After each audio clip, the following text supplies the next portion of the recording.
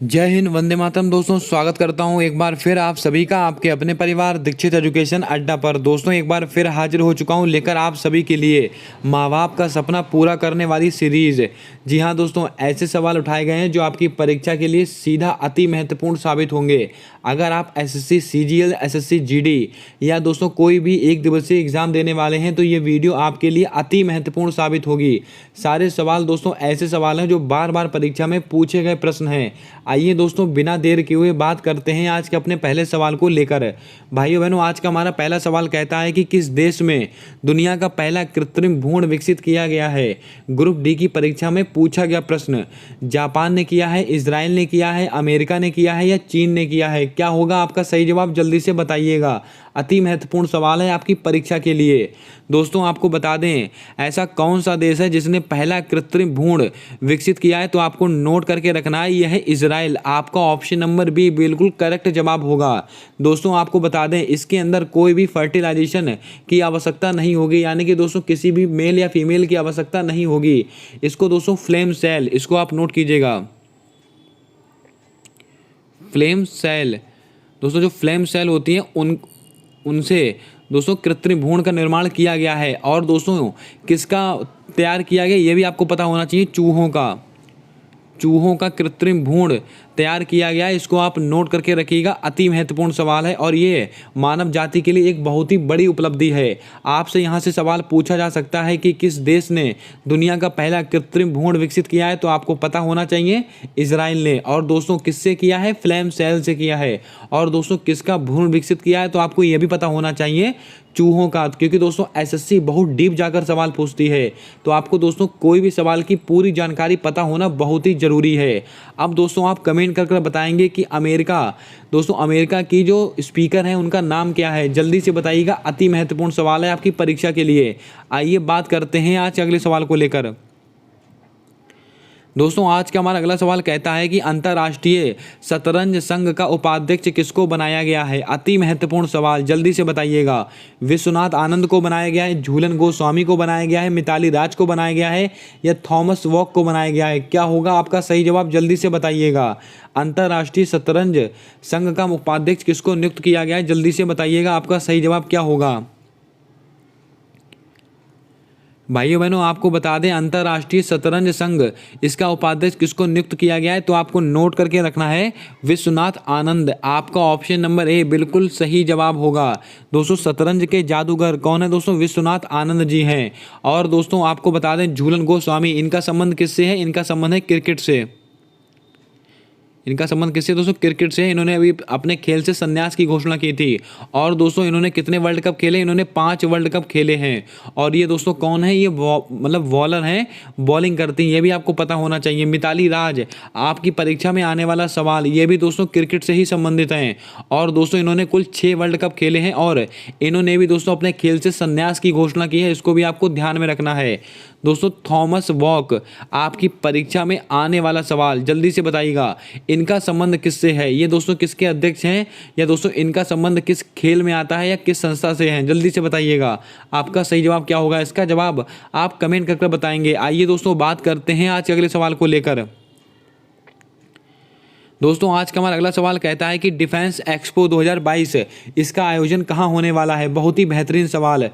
गुजरात में होगा, उत्तर प्रदेश में होगा, राजस्थान में होगा या दोस्तों असम में होगा। क्या होगा आपका सही जवाब, जल्दी से बताइएगा।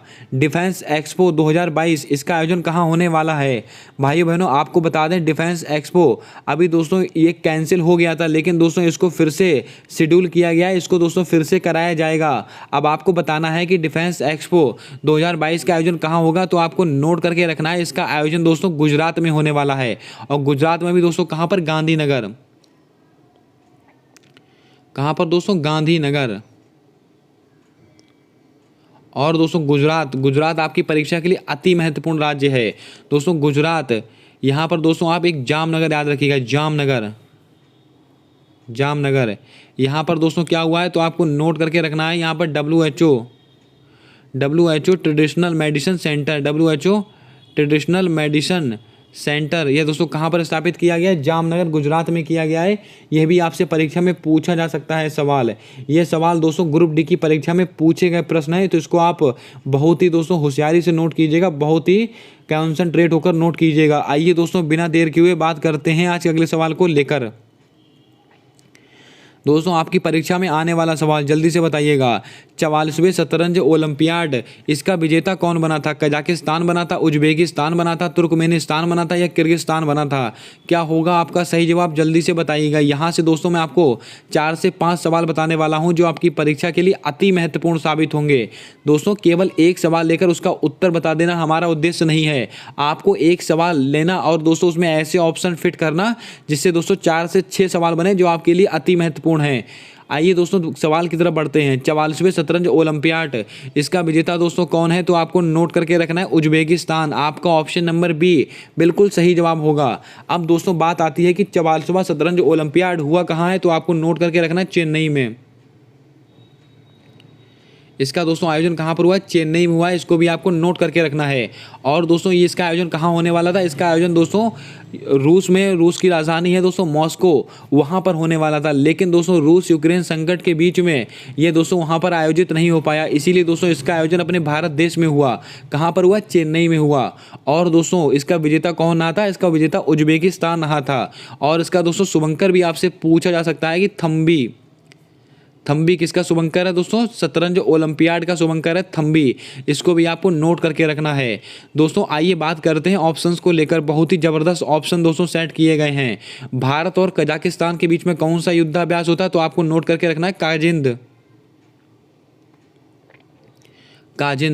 काजिंद एक्सरसाइज दोस्तों भारत और कजाकिस्तान के बीच में होती है। उज्बेकिस्तान के बीच में दोस्तों क्या होती है? भारत और उज्बेकिस्तान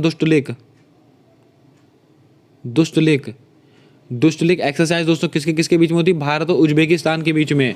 तुर्कमेनिस्तान के बीच में दोस्तों कोई नहीं है। और भारत और किर्गिस्तान के बीच में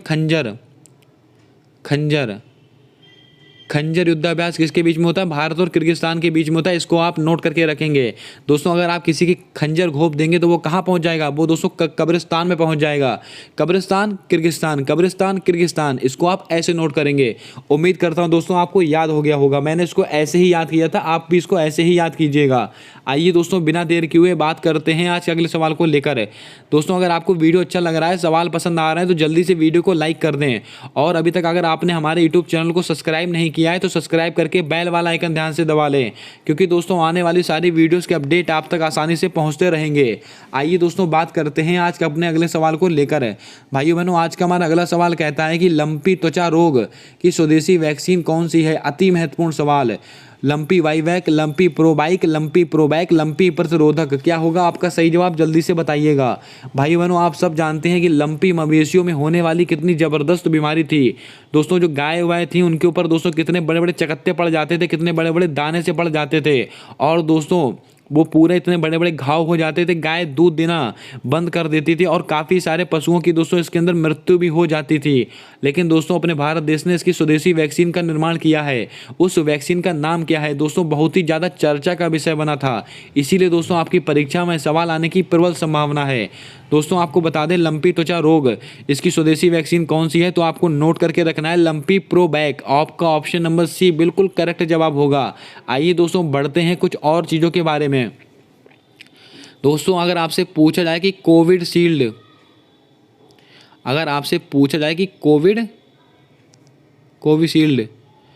कोविशील्ड, इसको दोस्तों किसने बनाया है? तो इसको दोस्तों सीरम इंस्टीट्यूट ऑफ इंडिया ने बनाया है। Serum institute of India. और कहाँ पर है दोस्तों? ये दोस्तों पुणे में स्थित है। ये भी आपको नोट करके रखना है। अगर आपसे पूछा जाए कि कोवैक्सीन दोस्तों कोवैक्सीन को किसने बनाया है? तो आपको नोट करके रखना है भारत बायोटेक। दोस्तों कोवैक्सीन को किसने बनाया? भारत बायोटेक ने बनाया है। और ये दोस्तों कंपनी कहाँ पर है? ये दोस्तों हैदराबाद में स्थित है। यह भी आपको पता होना चाहिए। उम्मीद करता हूँ दोस्तों आपने यहाँ से सारे सवालों को नोट कर लिया होगा। अब दोस्तों आपकी जिम्मेदारी बनती है, आप कमेंट करके बताएंगे कि दुनिया की पहली DNA वैक्सीन कौन सी है? अति महत्वपूर्ण सवाल और ग्रुप डी की परीक्षा में पूछा गया प्रश्न है, जल्दी से बताइएगा। आइए दोस्तों बात करते हैं आज के अगले सवाल को लेकर। दोस्तों आज का हमारा अगला सवाल कहता है कि भारत और मलेशिया के बीच में कौन सा युद्धाभ्यास होता है। ये सवाल दोस्तों मैंने कल आपको होमवर्क में दिया था, आपने दोस्तों उसका जवाब नहीं दिया है, इसीलिए दोस्तों आज मैंने इस सवाल को अपने प्रैक्टिस सेट में शामिल किया है। दोस्तों भारत और मलेशिया के बीच में कौन सा युद्धाभ्यास होता है। बोंगो सागर होता है, काजिंद होता है, सिम्बैक्स होता है या उदार शक्ति होता है। क्या होगा आपका सही जवाब, जल्दी से बताइएगा। दोस्तों कुछ युद्धाभ्यास मैंने आपको कल नोट कराए थे, कुछ आज नोट कराने वाला हूँ। ऐसे ही धीरे धीरे करके हम सारे युद्धाभ्यास याद कर लेंगे और आपको पता भी नहीं लगेगा। दोस्तों भारत और मलेशिया के बीच में कौन सा युद्धाभ्यास होता है, तो आपको वेरी इंपॉर्टेंट में याद करके रखना है भारत और मलेशिया के बीच में उदार शक्ति। दोस्तों भारत और मलेशिया के जो संबंध हैं बहुत उदारता वाले हैं, ठीक है दोस्तों, इसको आप ऐसे याद कीजिएगा। भारत और मलेशिया के जो संबंध हैं बहुत उदारता वाले हैं, इसीलिए दोस्तों इसके बीच में उदार शक्ति युद्धाभ्यास होता है। दोस्तों आपको बता दें, उदार शक्ति जो युद्धाभ्यास होता है भारत और मलेशिया के बीच में ही होता है, इसको भी आपको ध्यान में रखना है।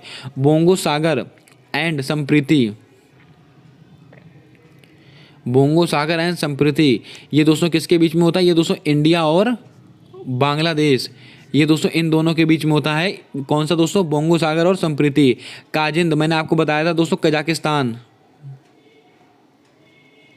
कजाकिस्तान के बीच में होती है काजिंद, अभी मैंने आपको बताया था पीछे।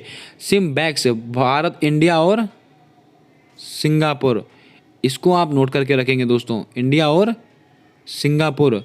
अगर यहीं पर दोस्तों आपसे कहा जाए सिलिनेक्स, अगर आपसे दोस्तों सिम्बैक्स की यहाँ पर सिलिनेक्स कह दिया जाता तो आप कहते भारत और श्रीलंका, और श्रीलंका के बीच में एक और होता है कौन सा, मित्र शक्ति, इसको भी आप नोट करके रखेंगे। दोस्तों कल मैंने आपको भारत और जापान के बीच में एक युद्धाभ्यास बताया था, जल्दी से आप कमेंट करके बताएं कि भारत और जापान के बीच में कौन सा युद्धाभ्यास होता है, जल्दी से इसका जवाब आप कमेंट करके बताएंगे। आइए दोस्तों बढ़ते हैं आज के अगले सवाल को लेकर। हमारा आज का अगला सवाल कहता है, और आपकी परीक्षा में आने वाला सवाल है दोस्तों ये, इसको आप बहुत ही सावधानी से, बहुत ही दोस्तों कंसंट्रेट होकर उसको नोट कीजिएगा। SCO संघाई सहयोग संगठन, दोस्तों इसका 2022 की बैठक है, इसका दोस्तों आयोजन कहाँ पर हुआ है, अति महत्वपूर्ण सवाल। जापान में, ऑस्ट्रेलिया में, अमेरिका में, उज्बेकिस्तान में। क्या होगा आपका सही जवाब, जल्दी से बताइएगा। दोस्तों इस सवाल के बारे में मैं आपको पूरी जानकारी दूंगा और अति महत्वपूर्ण जानकारी होगी, और 100% आपकी परीक्षा में यहाँ से सवाल बनेगा। SCO संघाई सहयोग संगठन, इसकी दोस्तों 2022 की बैठक कहाँ पर हुई है, तो इसको आप नोट करके रखेंगे, उज्बेकिस्तान। लेकिन दोस्तों इतना ही पर्याप्त नहीं है, आपसे SSC और डीप जाकर सवाल पूछेगा। उज्बेकिस्तान में भी कहां पर हुई, समरकंद, समरकंद उज्बेकिस्तान में दोस्तों एक स्थान है समरकंद, वहां पर दोस्तों इसका जो आयोजन हुआ है। और दोस्तों इसके अंदर कितने मेंबर हैं, इसके अंदर दोस्तों कुल 9 मेंबर हैं, और इसका दोस्तों नवीनतम मेंबर है, बिल्कुल अभी हाल ही में बना है नवीनतम मेंबर, इसको भी आपको पता होना चाहिए। नवीनतम दोस्तों जो इसका मेंबर है वो कौन बना है, ईरान बना है, इसको भी आपको नोट करके रखना है। और दोस्तों आपको बताएं, संघाई सहयोग संगठन, इसके दोस्तों 9 मेंबर हैं, इसकी बैठक कहाँ पर हुई है, उज्बेकिस्तान समरकंद में हुई है। और दोस्तों इसका मुख्यालय कहाँ पर स्थित है, बीजिंग चाइना, यह भी आपको पता होना चाहिए, बीजिंग चाइना में इसका मुख्यालय स्थित है। और दोस्तों इसके बारे में थोड़ी सी जानकारी मैं आपको और बता दूं, संघाई सहयोग संगठन इसने दोस्तों अपनी सांस्कृतिक और पर्यटन राजधानी किसको बनाया है, वाराणसी। ये अति महत्वपूर्ण सवाल है, वाराणसी, बाबा विश्वनाथ की नगरी वाराणसी, उत्तर प्रदेश, इसको भी आपको नोट करके रखना है। उम्मीद करता हूं दोस्तों आपने यहां से सारे प्रश्नों को नोट कर लिया होगा। यहां से दोस्तों आपको इस स्लाइड से 100% सवाल मिलेगा आपकी परीक्षा के अंदर। आइए दोस्तों एक बार फिर से सारे सवाल को हम एक नज़र में देखते हैं। संघाई सहयोग संगठन, इसकी स्थापना दोस्तों वो इसका जो बैठक है कब होगी, 2022 की उज्बेकिस्तान के अंदर होगी। उज्बेकिस्तान में भी कहाँ पर, समरकंद में होगी। और इसका मुख्यालय कहाँ पर स्थित है, बीजिंग चाइना में स्थित है। और इसमें कितने मेंबर शामिल हैं, इसके अंदर 9 मेंबर शामिल हैं। और इसका नवीनतम मेंबर कौन है, ईरान है। और दोस्तों संघाई सहयोग संगठन इसने दोस्तों अपनी पर्यटन और सांस्कृतिक राजधानी किसको बनाया है, वाराणसी, उत्तर प्रदेश को बनाया है। इसको भी आपको ध्यान में रखना है। आइए बढ़ते हैं आज के अगले सवाल को लेकर। दोस्तों रैंकिंग ऑर्डर, अति महत्वपूर्ण सवाल है। बौद्धिक संपदा सूचकांक में भारत का कौन सा स्थान है, 43वां स्थान है, 85वां स्थान है, 180वां स्थान है, 107वां स्थान है। चारों स्थान आपकी परीक्षा के लिए अति महत्वपूर्ण है, हम चारों के बारे में चर्चा करने वाले हैं। दोस्तों आपको बता दें, बौद्धिक संपदा सूचकांक, इंटेलेक्चुअल प्रॉपर्टी में भारत का कौन सा स्थान है, तो आपको नोट करके रखना है 43वां स्थान। आपका ऑप्शन नंबर ए बिल्कुल करेक्ट जवाब होगा। और दोस्तों ऑप्शंस की बात करें अगर हम, तो 85वां स्थान किस में है? भ्रष्टाचार सूचकांक। अगर आपसे पूछा जाए कि भ्रष्टाचार सूचकांक में भारत का कौन सा स्थान है? 85वां। इसमें दोस्तों पर्यावरण प्रदर्शन सूचकांक, पर्यावरण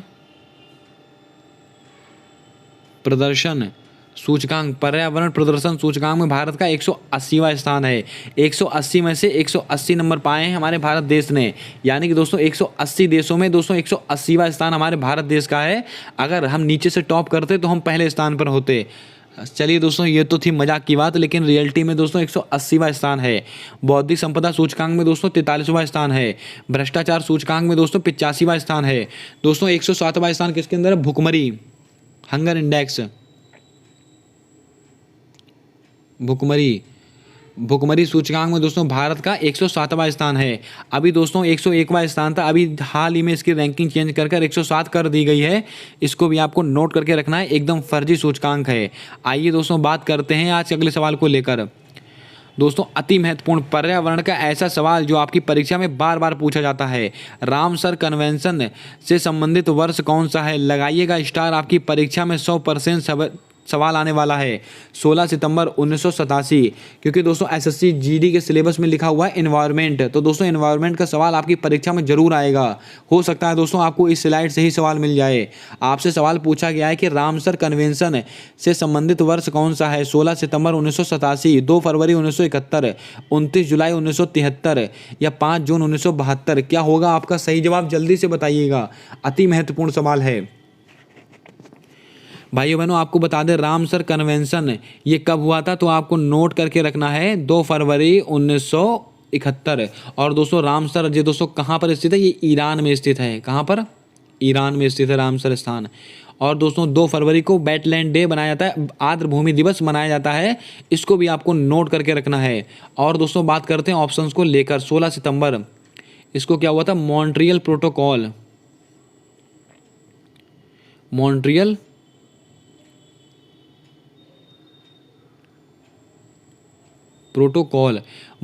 प्रोटोकॉल हुआ था। यानी कि दोस्तों मॉन्ट्रियल कहाँ पर स्थित है? ये कनाडा में स्थित है। और आपको बता दें 16 सितंबर को क्या मनाया जाता है? ओजोन परत संरक्षण दिवस मनाया जाता है। इसको भी आपको नोट करके रखना है। अब आप कमेंट करके बताएं कि ओजोन परत वायुमंडल के किस मंडल में पाई जाती है? जल्दी से बताइएगा, ओजोन परत है वो किस मंडल में पाई जाती है? इसका जवाब आप कमेंट कर देंगे। 29 जुलाई 1973, टाइगर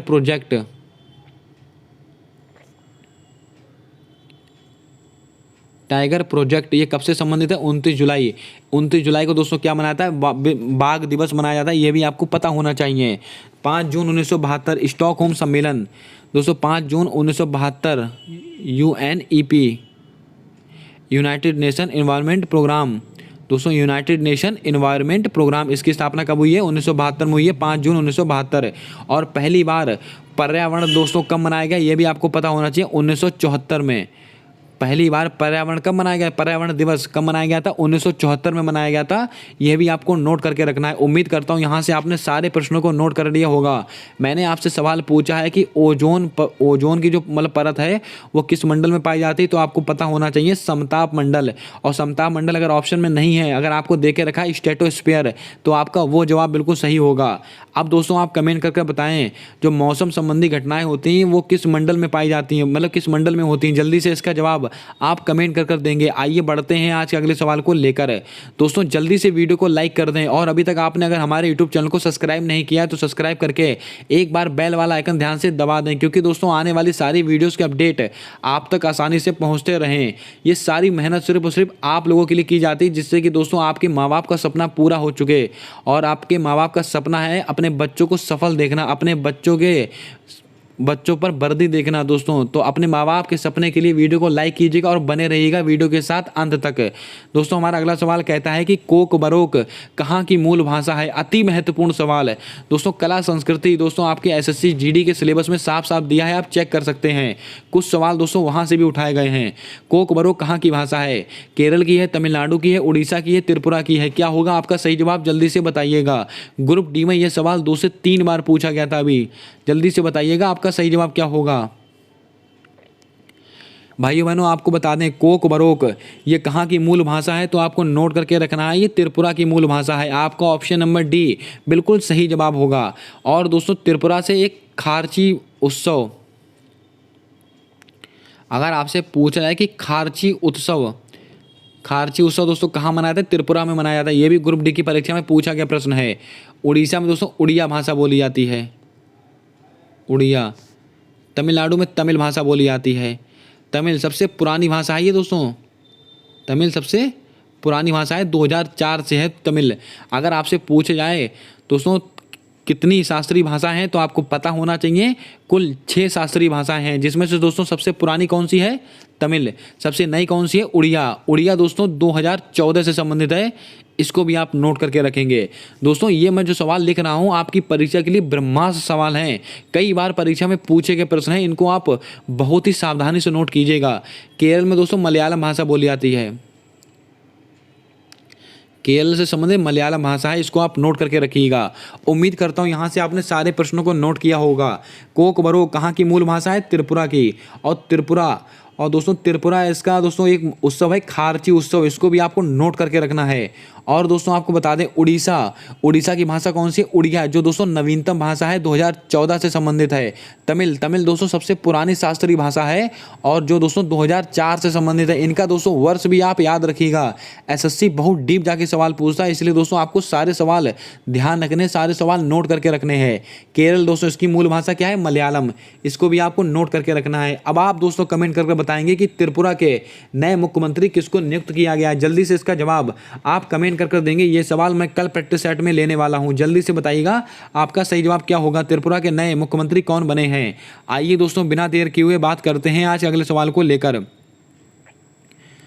दोस्तों बहुत ही बेहतरीन सवाल, चेरी ब्लॉसम फेस्टिवल कहाँ मनाया जाता है, उड़ीसा में, गोवा में, लद्दाख में, मेघालय में। क्या होगा आपका सही जवाब, जल्दी से बताइएगा। यहाँ से भी दोस्तों मैं आपको 5 से 6 सवाल बताऊंगा जो आपके लिए अति महत्वपूर्ण होंगे, जल्दी से बताइएगा। पहले आपकी चेरी ब्लॉसम फेस्टिवल कहाँ सेलिब्रेट किया जाता है, अति महत्वपूर्ण सवाल है। भाइयों बहनों आपको बता दें चेरी ब्लॉसम फेस्टिवल ये कहाँ पर मनाया जाता है, तो आपको नोट करके रखना है। ये मेघालय में मनाया जाता है। मेघालय में भी कहाँ पर, मेघालय की जो राजधानी है शिलोंग, मेघालय की दोस्तों जो राजधानी है शिलोंग, यहाँ पर मनाया जाता है चेरी ब्लॉसम फेस्टिवल। दोस्तों यहाँ पर कुछ वर्षों में चेरी ब्लॉसम नाम के फूल खिलते हैं, तब ये दोस्तों उत्सव सेलिब्रेट किया जाता है, इसको भी आपको ध्यान में रखना है। आइए दोस्तों बात करते हैं उड़ीसा को लेकर। रज पर्व, धानु यात्रा, नुआखाई, ये सब त्यौहार कहाँ मनाए जाते हैं, ये सब के सब त्यौहार दोस्तों। और एक दोस्तों जगन्नाथ रथ यात्रा, ये भी आपको याद रखना है दोस्तों, उड़ीसा में मनाए जाते हैं। गोवा में तो सिग्मो फेस्टिवल बहुत ही महत्वपूर्ण। और दोस्तों हर घर जल वाला पहला राज्य कौन सा बना है, गोवा। और आर्टिकल 44 समान सिविल संहिता, ये दोस्तों कहाँ पर लागू है, एकमात्र दोस्तों गोवा में लागू है, इसको भी आपको ध्यान में रखना है। अब दोस्तों लद्दाख में एक मनाया जाता है लोसर, एक दोस्तों हेमिस, ये दोस्तों कहाँ मनाया जाता है। और दोस्तों हेमिस, लोसर, ये सब कहाँ मनाते हैं, ये सब लद्दाख में मनाए जाते हैं, इसको भी आपको ध्यान में रखना है। उम्मीद करता हूँ यहाँ से आपने सारे प्रश्नों को नोट कर लिया होगा। अब दोस्तों आप बताइएगा कि गोवा जो था किसका उपनिवेश था, जल्दी से इसका जवाब आप कमेंट करके बताएंगे, अति महत्वपूर्ण सवाल है आपकी परीक्षा के लिए। आइए बात करते हैं आज अगले सवाल को लेकर। बिल्कुल दोस्तों करंट अफेयर का लल्लन टॉप प्रश्न, 5वें खेलो इंडिया यूथ गेम, इसका आयोजन कहाँ होगा, हरियाणा में होगा, मध्य प्रदेश में होगा, उत्तर प्रदेश में होगा, पंजाब में होगा। क्या होगा आपका सही जवाब, जल्दी से बताइएगा। दोस्तों आपको बता दें चौथे खेलो इंडिया यूथ गेम, इसका दोस्तों आयोजन कहां पर हुआ था, दोस्तों इसका आयोजन हुआ था हरियाणा के अंदर। और दोस्तों इसका शुभंकर क्या था, धाकड़ इसका शुभंकर था। इसका विजेता कौन था, इसका विजेता भी दोस्तों हरियाणा ही बना था, इसको भी आपको नोट करके रखना है। हरियाणा में भी दोस्तों कहाँ पर हुआ था, पंचकुला हरियाणा, इसको भी आप ध्यान में रखेंगे। अब सवाल पूछा गया है कि चौथा तो दोस्तों हरियाणा में हुआ था, चौथे क्रम का दोस्तों हरियाणा में हुआ था, लेकिन 5वें क्रम का खेलो इंडिया यूथ गेम, इसका आयोजन कहाँ पर होगा, इसका आयोजन होगा हमारा मध्य प्रदेश के अंदर, इसको आप नोट करके रखिएगा। मध्य प्रदेश को दोस्तों टाइगर स्टेट कहा जाता है। और इसके अलावा आपको बता दें मध्य प्रदेश के कूनो राष्ट्रीय उद्यान, बहुत ही ज़्यादा चर्चा का विषय, कूनो राष्ट्रीय उद्यान, कोनो राष्ट्रीय उद्यान दोस्तों, इसमें दोस्तों चीते मंगाए गए हैं कहाँ से? नामीबिया से। नामीबिया से चीते मंगाए गए हैं कोनो राष्ट्रीय उद्यान में, इसको भी आपको ध्यान में रखना है। ये भी सवाल आपकी परीक्षा में पूछा जा सकता है। उम्मीद करता हूँ आपने सारे सवालों को नोट कर लिया होगा। आइए बात करते हैं आज के अगले सवाल को लेकर। दोस्तों खेल विशेषांक, अति महत्वपूर्ण सवाल हैं 2-3 खेल के जो आपकी परीक्षा के लिए अति महत्वपूर्ण हैं। विश्व कुश्ती चैंपियनशिप में 2 पदक जीतने वाली महिला खिलाड़ी कौन है? दोस्तों अति महत्वपूर्ण सवाल है ये। विश्व कुश्ती चैंपियनशिप में 2 पदक जीतने वाली एकमात्र भारतीय महिला खिलाड़ी कौन है? निखत जरीन है, बबीता फोगाट है, विनेश फोगाट है, या इनमें से कोई नहीं? क्या होगा आपका सही जवाब? जल्दी से बताइएगा। भाइयों बहनों आपको बता दें, विश्व कुश्ती चैंपियनशिप में 2 पदक जीतने वाली एकमात्र दोस्तों खिलाड़ी कौन है? विनेश फोगाट। आपका ऑप्शन नंबर सी बिल्कुल करेक्ट जवाब होगा। इसके ऊपर आप स्टार लगा के नोट कीजिएगा, अति महत्वपूर्ण सवाल है। निखत जरीन दोस्तों, विश्व कुश्ती की जगह अगर हम बॉक्सिंग कर दें, बॉक्सिंग, ठीक है दोस्तों, बॉक्सिंग, विश्व बॉक्सिंग चैंपियनशिप में दोस्तों स्वर्ण पदक जीतने वाली महिला कौन है? निखत जरीन। और दोस्तों आपको बता दें, इन्होंने ही दोस्तों इसके अंदर, किसके अंदर, जो कॉमनवेल्थ गेम हुए थे 22वें क्रम के बर्मिंघम इंग्लैंड में, उसके अंदर इन्होंने गोल्ड मेडल जीता था। किसमें? बॉक्सिंग के अंदर। तो आपसे पूछा जा सकता है कि निखत जरीन का संबंध किस खेल से है? तो आपका जवाब होना चाहिए बॉक्सिंग। और दोस्तों आपको बता दें, इन्होंने विश्व बॉक्सिंग चैंपियनशिप में भी गोल्ड मेडल जीता था, जो कि दोस्तों कहाँ पर आयोजित हुई थी? आपको ध्यान में रखना है, तुर्की में आयोजित हुई थी। इसको भी आपको नोट करके रखना है, तुर्की इस्तांबुल में। यह भी आपको पता होना चाहिए, क्योंकि दोस्तों भारत ने विश्व बॉक्सिंग चैंपियनशिप में पहली बार कोई पदक जीता था, इसीलिए आपकी परीक्षा के लिए अति महत्वपूर्ण साबित हो सकता है ये सवाल। आइए दोस्तों बिना देर किए हुए बात करते हैं आज अगले सवाल को लेकर। अब दोस्तों आप कमेंट करके बताएंगे कि जो कॉमनवेल्थ गेम हुए थे बर्मिंघम में, उसमें भारत कौन से स्थान पर था? जल्दी से इसका जवाब आप कमेंट कर देंगे। दोस्तों हमारा अगला सवाल कहता है कि विंबलडन ओपन 2022 में पुरुष वर्ग का विजेता कौन है? दोस्तों कल मैंने आपको यूएस ओपन नोट कराया था, आज हम बात करेंगे विंबलडन ओपन की। ऐसे ही करके चारों टेनिस टूर्नामेंट में आपको एक एक करके नोट कराने वाला हूं। दोस्तों विंबलडन ओपन 2022 में पुरुष वर्ग का विजेता कौन है? Rafael Nadal, Roger Federer, Novak Djokovic या लक्ष्य सेन? क्या होगा आपका सही जवाब? जल्दी से बताइएगा। दोस्तों विंबलडन ओपन ये दोस्तों सबसे पुराना टेनिस टूर्नामेंट है, और ये कौन से क्रम का है? ये दोस्तों तीसरे क्रम का है, और इसमें पुरुष वर्ग का खिताब किसने जीता था? Novak Djokovic. आपका ऑप्शन नंबर सी बिल्कुल करेक्ट जवाब होगा। लेकिन दोस्तों आपसे अगर पूछा जाए कि महिला में, फीमेल में किसने जीता था? एलिना रिवाकीना। ये नाम थोड़ा अजीब सा है, लेकिन आपको नंबर दे के जाएगा ये नाम। दोस्तों विंबलडन ओपन टेनिस टूर्नामेंट, सबसे पहले आपको पता होना चाहिए कि विंबलडन ओपन किसका है? ये टेनिस टूर्नामेंट होते हैं दोस्तों, साल में 4 टेनिस टूर्नामेंट होते हैं। कौन कौन से? Australian open, French open, Wimbledon open और यूएस ओपन। यूएस ओपन मैंने आपको कल नोट कराया है, आज मैं आपको विंबलडन ओपन बता रहा हूँ। इसके अंदर दोस्तों पुरुष वर्ग का खिताब किसने जीता है? नोवाक जोकोविक ने जीता है। और दोस्तों आपको बताएं महिला में किसने जीता? एलिना रिवाकीना ने जीता है। दोस्तों आपको बता दें रोजर फेडरर, ये दोस्तों स्विट्जरलैंड से संबंधित हैं, और इन्होंने दोस्तों अभी खेल से संन्यास लेने की घोषणा की है, इसीलिए आपकी परीक्षा में अति महत्वपूर्ण सवाल हो सकता है। राफेल नडाल दोस्तों सर्वाधिक, इन्होंने दोस्तों सर्वाधिक, अगर आपसे पूछे सर्वाधिक ग्रैंड स्लैम कितने जीते? कुल 22 ग्रैंड स्लैम जीतने वाले एकमात्र खिलाड़ी हैं राफेल नडाल। इसको भी आपको नोट करके रखना है। आइए दोस्तों बात कर लेते हैं आज अगले सवाल को लेकर। दोस्तों पॉलिटी का लल्लन टॉप प्रश्न, जल्दी से आ गई हमारी पॉलिटी। हाई कोर्ट किस अनुच्छेद के तहत रिट जारी करता है? लगाइएगा स्टार। आपको दोस्तों इस स्लाइड से मैं नंबर दिलाने वाला हूँ। हाई कोर्ट किस अनुच्छेद के तहत रिट जारी करता है? अनुच्छेद 32, अनुच्छेद 226, अनुच्छेद 23, अनुच्छेद 263। क्या होगा आपका सही जवाब? जल्दी से बताइएगा। चारों अनुच्छेद आपकी परीक्षा के लिए अति महत्वपूर्ण हैं। दोस्तों आपको बता दें high court 226, option number B, high court जो होता है 226 अनुच्छेद के तहत रिट जारी करता है। वो भी कितने प्रकार की? 6 प्रकार की। 6 प्रकार की रिट जारी करता है हाई कोर्ट। अगर आपसे पूछे सुप्रीम कोर्ट, दोस्तों सुप्रीम कोर्ट 5 प्रकार की रिट जारी करता है। किसके तहत? अनुच्छेद 32 के तहत। दोस्तों अनुच्छेद 32 क्या कहता है? संवैधानिक उपचारों का अधिकार। डॉक्टर भीमराव अंबेडकर ने अनुच्छेद 32 को ही संविधान की आत्मा कहा है, इसको भी आपको ध्यान में रखना है। अनुच्छेद 23 अति महत्वपूर्ण, मानव अंगों की तस्करी पर रोक। ये दोस्तों अनुच्छेद कौन सा कहता है? अनुच्छेद 23 कहता है। इसको भी आपको ध्यान में रखना है। और दोस्तों अनुच्छेद 263, ये दोस्तों अंतर्राज्यीय परिषद,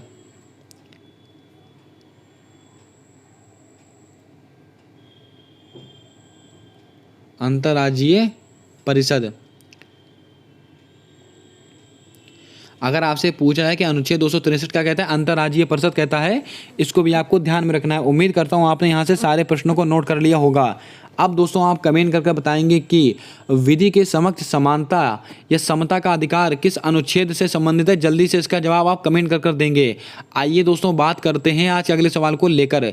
दोस्तों जो भी सवाल मैं बोल रहा हूँ जिसका जवाब आपको कमेंट कर देना है, अति महत्वपूर्ण सवाल हैं, उनको आप लापरवाही में मत लीजिएगा, उनको आप जवाब कमेंट कर दीजिएगा। क्योंकि दोस्तों आप जब कमेंट करते हैं तो आपका जो दिमाग है वो खुल जाता है और सारे सवाल आपके दिमाग में छप जाते हैं।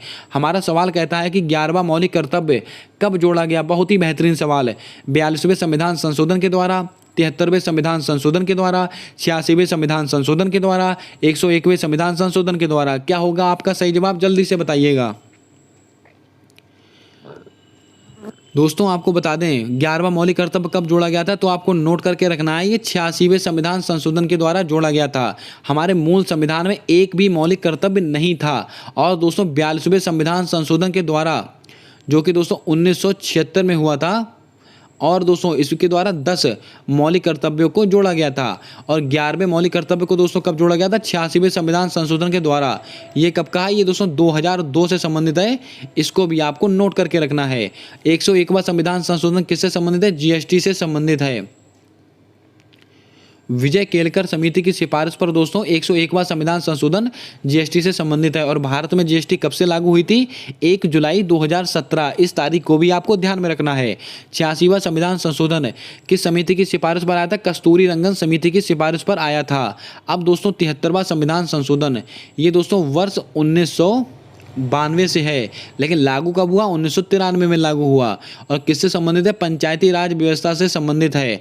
इसीलिए दोस्तों 24 अप्रैल को पंचायती राज दिवस मनाया जाता है। इसको भी आपको ध्यान में रखना है। अब दोस्तों आप कमेंट करके बताएंगे कि किस संविधान संशोधन को लघु संविधान कहा जाता है। आपका जवाब इन्हीं 4 में से है। जल्दी से बताइएगा किस संविधान संशोधन को दोस्तों जो लघु संविधान की संज्ञा दी गई। जल्दी से इसका जवाब आप कमेंट करके देंगे।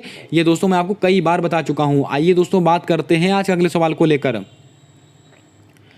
दोस्तों आज का हमारा अगला सवाल कहता है कि भारतीय असंतोष का जनक किसे कहते हैं। लीजिए दोस्तों हिस्ट्री आपके सामने हाजिर हो चुकी है। सारे सवाल दोस्तों एक एक करके आपके सामने आ रहे हैं। हिस्ट्री, पॉलिटी, ज्योग्राफी और दोस्तों करंट अफेयर, जीके, सब आपके सामने दोस्तों आपको एक निचोड़ के रूप में मिल रहा है जो आपके दोस्तों सिलेबस में दिया गया है। बस आप इस प्रैक्टिस सेट को लगातार देखते रहिएगा।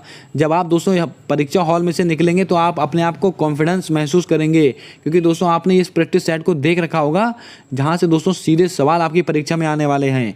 भारतीय असंतोष का जनक किसे कहते हैं? सुभाष चंद्र बोस को कहते हैं, डॉक्टर भीमराव अंबेडकर को कहते हैं, बाल गंगाधर तिलक को कहते हैं, सरदार भगत सिंह को कहते हैं। क्या होगा आपका सही जवाब? जल्दी से बताइएगा। दोस्तों आपको बता दें भारतीय असंतोष का जनक किसको कहा जाता है, तो आपको नोट करके रखना है, बाल गंगाधर तिलक जी को कहा जाता है। आपका ऑप्शन नंबर सी बिल्कुल करेक्ट जवाब होगा। दोस्तों आइए ऑप्शंस को लेकर बात करते हैं। बहुत ही बेहतरीन ऑप्शन सेट किए गए हैं। नेताजी सुभाष चंद्र बोस, दोस्तों इन्होंने ही दोस्तों 1938 में इन्होंने हरिपुरा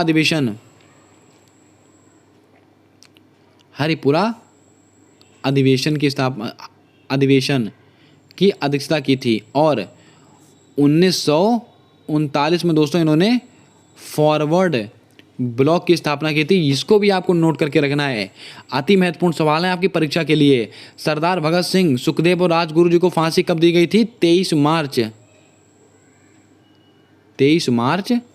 1931 इनको फांसी दी गई थी। इसको भी आपको ध्यान में रखना है। ये भी सवाल आपकी परीक्षा में बन सकता है। आइए दोस्तों बिना देर किए हुए बात कर लेते हैं आज अगले सवाल को लेकर। आइए दोस्तों बात करते हैं आज के अगले सवाल को लेकर। दोस्तों आज का हमारा अगला सवाल कहता है कि सोम प्रकाश पत्रिका के संपादक कौन है। अति महत्वपूर्ण सवाल है और कई सारी परीक्षाओं में ये सवाल तरह तरह से पूछा गया है। एनी बेसेंट हैं, भीमराव अंबेडकर हैं, ईश्वर चंद्र विद्यासागर हैं, कृष्ण देव राय हैं। क्या होगा आपका सही जवाब? जल्दी से बताइएगा। अति महत्वपूर्ण सवाल है, जल्दी से बताइएगा आपका सही जवाब क्या होगा। भाइयों बहनों, आपको बता दें सोम प्रकाश पत्रिका के संपादक कौन है, तो आपको नोट करके रखना है ईश्वर चंद्र विद्यासागर। आपका ऑप्शन नंबर सी बिल्कुल और बिल्कुल करेक्ट जवाब होगा। आइए दोस्तों ऑप्शंस की तरफ चलते हैं। एनी बेसेंट, दोस्तों एनी बेसेंट और बाल गंगाधर तिलक, इन्होंने दोस्तों कौन सी पत्रिका का संपादन किया था, जल्दी से बताइएगा कमेंट कर। अति महत्वपूर्ण सवाल है आपकी परीक्षा के लिए। दोस्तों आपको बता दें कृष्ण देव राय, इनका एक दोस्तों ग्रंथ है आमुक्त मालदा। आमुक्त माल्यदा, इस चीज को आप याद रखिएगा, अति महत्वपूर्ण सवाल है। आपसे पूछा जाएगा कि आमुक्त माल्यदा किसका ग्रंथ है, तो आपको नोट करके रखना है कृष्ण देव राय का है। सोम प्रकाश पत्रिका के संपादक कौन है, ईश्वर चंद्र विद्यासागर। और दोस्तों एनी बेसेंट और बाल गंगाधर तिलक, कॉमनवील पत्रिका, इसका संपादन किसने किया है, एनी बेसेंट ने किया है। इसको भी आपको ध्यान में रखना है, अति महत्वपूर्ण सवाल है आपकी परीक्षा के लिए। आइए दोस्तों बिना देर किए हुए बात करते हैं आज अगले सवाल को लेकर। एकदम जीके का लल्लन टॉप प्रश्न और कई बार परीक्षा में पूछा गया सवाल है। अंडमान और निकोबार को कौन अलग करता है, लगाइएगा स्टार, आपकी परीक्षा में इस स्लाइड से 100% सवाल मिलेगा। अंडमान निकोबार को कौन अलग करता है, 10 डिग्री चैनल, 8 डिग्री अक्षांश, 9 डिग्री अक्षांश, इनमें से कोई नहीं। क्या होगा आपका सही जवाब, जल्दी से बताइएगा। दोस्तों आपको बता दें अंडमान और निकोबार को कौन अलग करता है, तो आपको नोट करके रखना है, बहुत ही महत्वपूर्ण सवाल है, 10 डिग्री अक्षांश। आपका ऑप्शन नंबर ए बिल्कुल सही जवाब होगा। अब दोस्तों एक छोटी सी मैं जानकारी आपको देता हूँ। ये देखिए दोस्तों, सबसे पहले हम यहाँ पे लिखेंगे कवरती। फिर दोस्तों इसके नीचे हम लिखने वाले हैं मिनिकॉय। दोस्तों लक्षद्वीप की राजधानी क्या है, कवरती है, इसको आप नोट करके रखिएगा। यूपी पैट की परीक्षा में यह प्रश्न पूछा गया था। यहाँ पर मालदीप, दोस्तों ये आप देखना है, इनको आप लाइन से याद कीजिएगा, कवरती, मिनिकॉय, मालदीप। दोस्तों मालदीप को मिनिकॉय, इसको दोस्तों अलग कौन करता है, 8 डिग्री अक्षांश। और दोस्तों मिनिकॉय को कवरती से अलग कौन करेगा, 9 डिग्री अक्षांश। इसको आप वेरी इंपॉर्टेंट में नोट कीजिएगा, अति महत्वपूर्ण सवाल है। दोस्तों अंडमान और निकोबार को कौन अलग करता है, 10 डिग्री अक्षांश। और दोस्तों मालदीप को मिनिकॉय से कौन अलग करता है। अगर आपसे सवाल कैसा भी पूछा जा सकता है, मिनिकॉय को मालदीप से या मालदीप को मिनिकॉय से, तो आपका जवाब होगा मामा जी 8 नंबर के आदमी हैं। आप इसको ऐसे याद कीजिएगा, मामा जी हैं वो कौन से नंबर के आदमी हैं, 8 नंबर के आदमी हैं। तो मालदीप को मिनिकॉय से कौन अलग करेगा, 8 डिग्री चैनल। दोस्तों मिनिकॉय से कवरती, इसको दोस्तों अलग कौन करता है, 9 डिग्री अक्षांश। इन चारों सवालों को आप नोट करके रखिएगा। आपसे यहाँ से कोई सा भी प्रश्न तुरंत बन सकता है और आपको नंबर देके जा सकता है। उम्मीद करता हूँ दोस्तों आप इस सवाल को समझ गए होंगे। आइए दोस्तों बात करते हैं आज के अंतिम और बहुत ही जबरदस्त सवाल की तरफ। आज का हमारा अगला सवाल कहता है कि इंडिया डिवाइडेड किसकी पुस्तक है। बहुत ही बेहतरीन सवाल, हिस्ट्री का दोस्तों बहुत ही लल्लन टॉप प्रश्न है। हिस्ट्री, जीके और स्टैटिक जीके, दोस्तों यहाँ से दोस्तों पूरा संपूर्ण निचोड़ आपको मिलने वाला है। इंडिया डिवाइडेड ये किसकी पुस्तक है, अरविंद घोष की है, राजेंद्र प्रसाद की, सुभाष चंद्र बोस की, अबुल कलाम आजाद की है। क्या होगा आपका सही जवाब, जल्दी से बताइएगा। यहाँ से दोस्तों मैं आपको 4 से 5 ऐसी पुस्तकें बताऊंगा जो आपकी परीक्षा में बार बार पूछी जाती हैं। दोस्तों आपको बता दें इंडिया डिवाइडेड ये किसकी पुस्तक है, तो आपको नोट करके रखना है, डॉक्टर राजेंद्र प्रसाद जी की पुस्तक है। आपका ऑप्शन नंबर बी बिल्कुल सही जवाब होगा। दोस्तों अरविंद घोष की दोस्तों कौन सी, लाइफ डिवाइन, कौन सी दोस्तों, लाइफ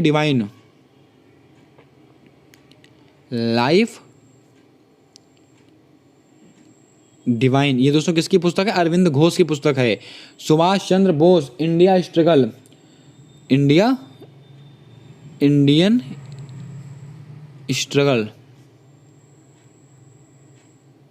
सुभाष चंद्र बोस जी ने दोस्तों अपने जीवन में बहुत ज़्यादा स्ट्रगल किया था। तो दोस्तों इंडियन स्ट्रगल किसकी पुस्तक है, सुभाष चंद्र बोस। अबुल कलाम आज़ाद, बहुत ही बेहतरीन सवाल है दोस्तों, इंडिया विंग्स